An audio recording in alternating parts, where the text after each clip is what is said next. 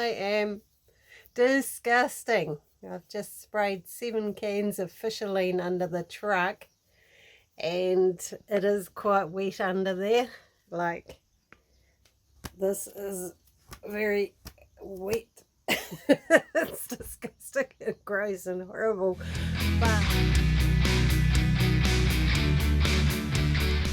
so what I have been doing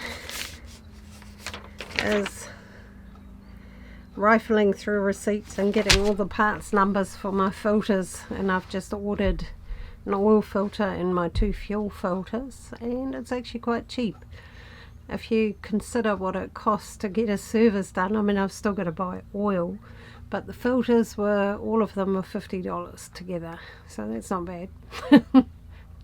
I actually haven't done the fuel filters before, and I'm a little bit nervous about it because this thing can be a real pig to bleed, because you have to really be on both sides of the engine at the same time. So if I don't actually get around to doing those myself when I go down for my COF, if it's all clear, I might get the mechanics to do it, but I'll have the parts, which means they don't have to stuff around and see if they have filters for it and things like that. So be handy to say, can you do my filters? And here they are.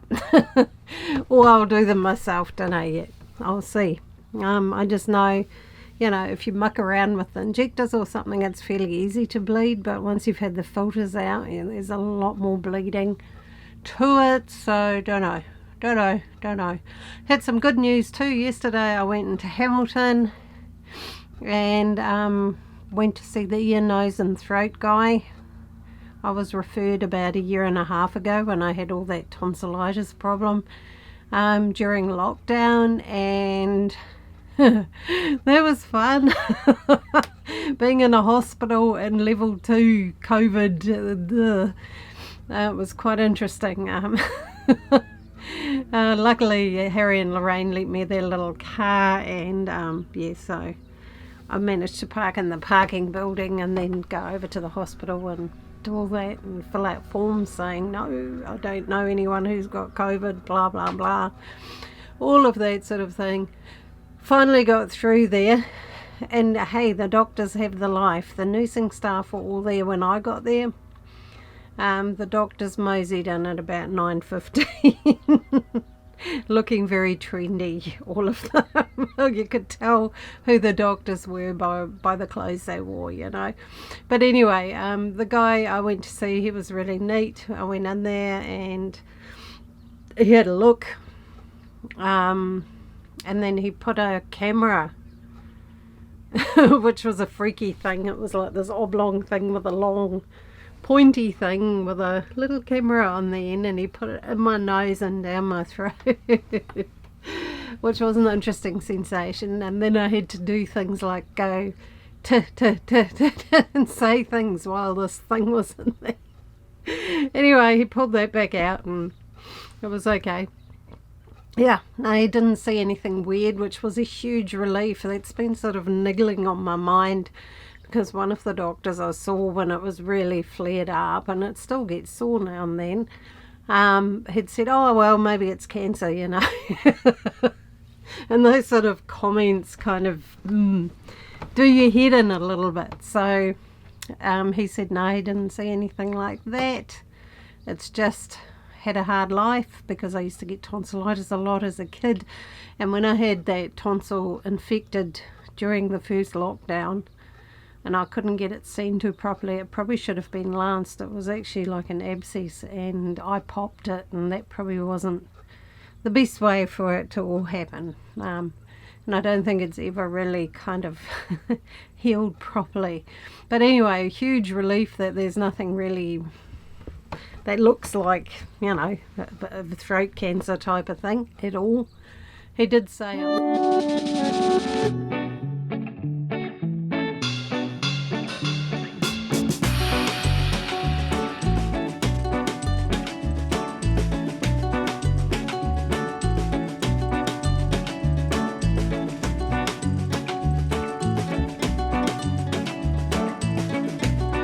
last weekend I noticed on the inner of my chassis rail there's a little bit of surface rust, so I gave that a clean up and a brush, and it's going to get a good coating. And any other areas where it's getting a bit thin, I've been spraying this on my truck once or twice a year I've had it for the truck for 19 years. So it's had a lot of coats of fisherline.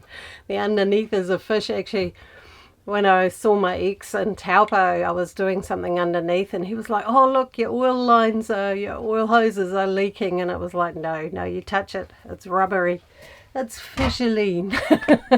Because, it does sort of form little drips here and there, and they go sort of rubbery and jelly, but it really works. And I mean, this truck, not recently, but in the years past, it's spent a lot of time by the beach. I've spent nights on the west coast by great crashing waves and salt, and spent weekends at Petone where there was so much salt in the air that you couldn't actually see out the windows. They were just crusted with salt if there was a southerly blowing while we were on that foreshore. Oh man. So yeah, rust proofing has always been a priority, and at the moment there's no salt underneath because it hasn't been there any beaches for a while. So before the next COF, it's a good idea, I feel, to do this. So I bought 7 cans of that, and of course a grease cartridge. I'd really like to buy a new grease gun because mine had the end fall off it, and it's really hard to put a new cartridge in now. I need vice grips, and it's a bit of a bugger, but not right now. I had a look at the price of them in Repco's and I was like, nah. And I did buy one somewhere down south a few years ago, and it was horrible. I think it's still in my locker, but it was so hard to... I just couldn't do it under the truck. It was like, so yeah, no, I still use my old one and use the vice grips to pull the thing out to put a new cartridge in. But anyway, yeah, so that is my plan for the weekend.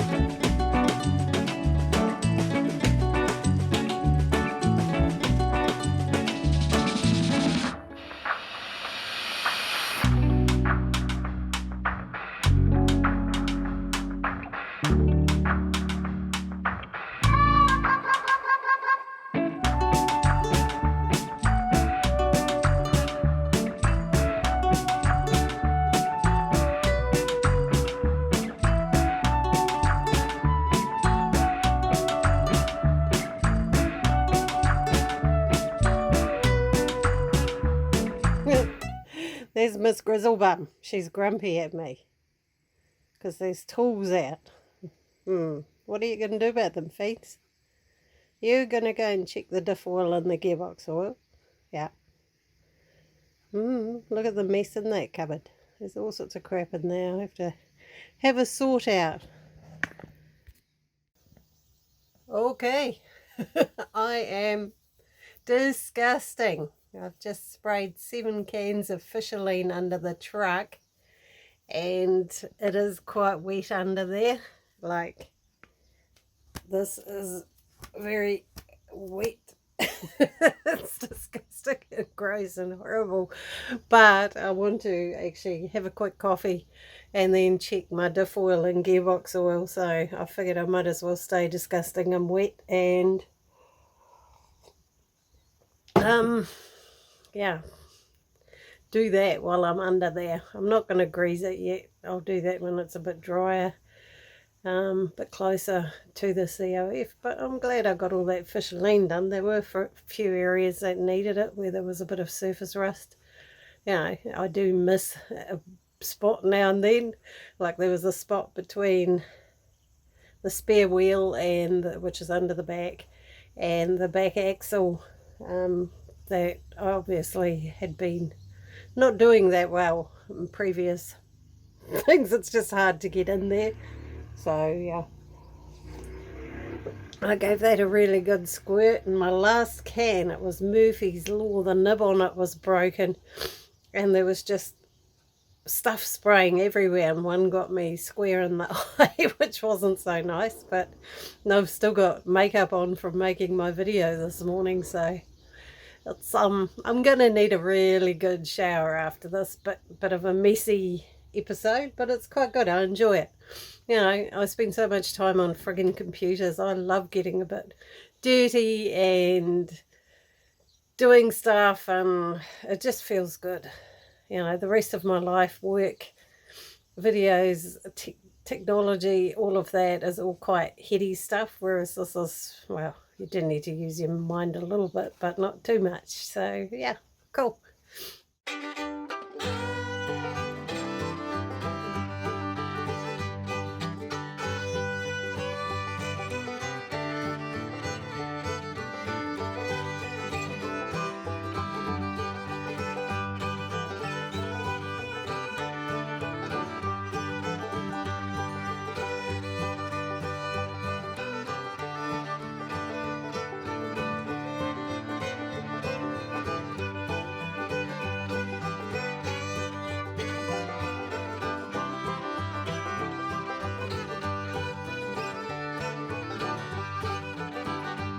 Know how many days of lockdown we've had now. I hope wherever you are, you're happy and you're good. I'm quite happy where I am. But it does kind of make you get creative about things. Like my oil light stopped working, so I've been fluffing around with that all day, which made me really late for making my tarot video. But anyway, yeah, so I mucked around, and I think the light itself might have issues too from all the testing I've done, but the sender unit has definitely had it.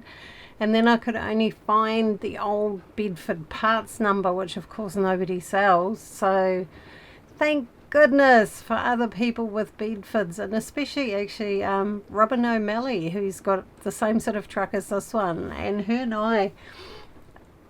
I don't know, she's helped me out a couple of times, big time, when I've put it out there and gone, shit, how do I do this or that? And she's gone bang, and had the solutions, and I've tried to help her with any information I can come across and things like that. So it's always been wonderful. So I finally found one. Of course, I can't go to Repco and buy one because you can't go there. So I've ordered one online from them, and yeah, it'll get sent here, and then I'll be able to put it in and find out if the light itself works. It's got these weird little wedgy light bulb holders where the power is actually through the fitting itself, like the little wedge thing comes out. It's got no wires on it. So I'm not sure if I've been tracing wiring diagrams and I'm not sure if the green wire, this is a Bedford wiring diagram. It's a bit of a nightmare, but I'm really pleased to have it. The green wire powers that, so if it still doesn't work, rather than pulling my whole dash apart, because it's really hard to get at, I'm probably going to get another bulb and a bulb holder and just replace it and run a new one and make a hole in the dash and just insert it, because these old fittings can be such a pain in the proverbial. So yeah, we'll see what happens then. Hopefully maybe I'll be able to find it easier to get hold of one of those. Yeah. So it's been fun. I've spent lots of time under and around and with the multimeter and turning the key on and off and testing things, and pulled the dash out and had a look behind there and got myself really frazzled, and then went and talked to Harry, who reckoned it was probably the sender unit. So yeah, yay. It honestly took up my whole day. I'm at my computer, so you might be able to hear the fan. I'm actually in the middle of editing this video, but my finishing clip is missing somewhere in my computer, so I thought I'd better make one.